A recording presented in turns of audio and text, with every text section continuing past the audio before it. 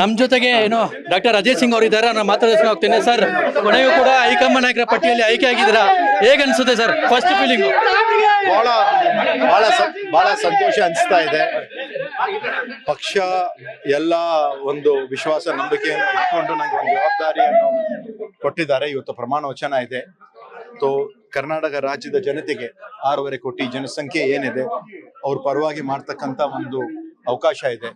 ಅದಕ್ಕಾಗಿ ನಾನು ಪಕ್ಷದ ವರಿಷ್ಠರಿಗೆ ರಾಷ್ಟ್ರ ಮಟ್ಟದಲ್ಲಿ, ರಾಜ್ಯ ಮಟ್ಟದಲ್ಲಿ ಎಲ್ಲರಿಗೂ ನಾನು ಧನ್ಯವಾದಗಳು ಹೇಳ್ತೇನೆ. ಸರ್, ಬಹುತೇಕ ಹಿರಿಯ ಸಚಿವರು ಇದ್ರು, ಅವ್ರನ್ನೆಲ್ಲ ಬದಿಗೊಟ್ಟಿ ನಿಮ್ಮ ಒಂದು ಸಾಮರ್ಥ್ಯಕ್ಕೆ, ನಿಮ್ಮ ಒಂದು ಕ್ಷೇತ್ರಕ್ಕೆ ಕೊನೆಗೂ ಹೈಕಮಾಂಡ್ ನಾಯಕರು ಸ್ಥಾನವನ್ನ ಕೊಟ್ಟಿರುವಂತದ್ದು. ನಮ್ಮ ಜವರಿ ಮತಕ್ಷೇತ್ರಕ್ಕೆ ಸುಮಾರು 20 ವರ್ಷ ನಂತರ ನಮ್ಮ ತಂದೆಯವರು ಕರ್ನಾಟಕ ರಾಜ್ಯದ ಮುಖ್ಯಮಂತ್ರಿ 2004ರಿಂದ 2006 ಆಗಿದ್ರು. ನಮ್ಮ ಜೇವರ್ಗಿ ಮತಕ್ಷೇತ್ರಕ್ಕೆ 20 ವರ್ಷ ನಂತರ ಒಂದು ಭಾಗ್ಯ ಬಂದಿದೆ.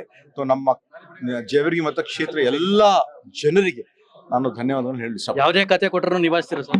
ಯಾವ ಖಾತೆ ಕೊಟ್ಟರು ನಿಭಾಯಿಸುವ ಸಂಪೂರ್ಣವಾಗಿ ಮಾಡ್ತಕ್ಕಂಥ ಒಂದು ಪ್ರಯತ್ನ ಮಾಡ್ತೀನಿ. ಕೊನೆ ಕ್ಷೇತ್ರ ಜನತೆಗೆ ಏನ್ ಹೇಳ್ತೀರಾ ಸರ್? ಇಷ್ಟೊಂದು ಬೆಂಬಲ ಇದೆ, ಇಷ್ಟೊಂದು ಸಪೋರ್ಟ್ ಇದೆ. ಅವರು ನಮ್ಮ ಕ್ಷೇತ್ರ ಜನರು, ನಮ್ಮ ಕುಟುಂಬದವರು, ಅವ್ರನ್ನ ಒಂದು ಪ್ರೀತಿ ಆತ್ಮೀಯತೆಯಿಂದ ಇದ್ದಾರೆ, ಎಲ್ಲರೂ ಬಂದಿದ್ದಾರೆ. ಧನ್ಯವಾದಗಳು. ಇದಿಷ್ಟು ಏನು ಅಜಯ್ ಸಿಂಗ್ ಅವರನ್ನು ಮಾತಾಗಿತ್ತು.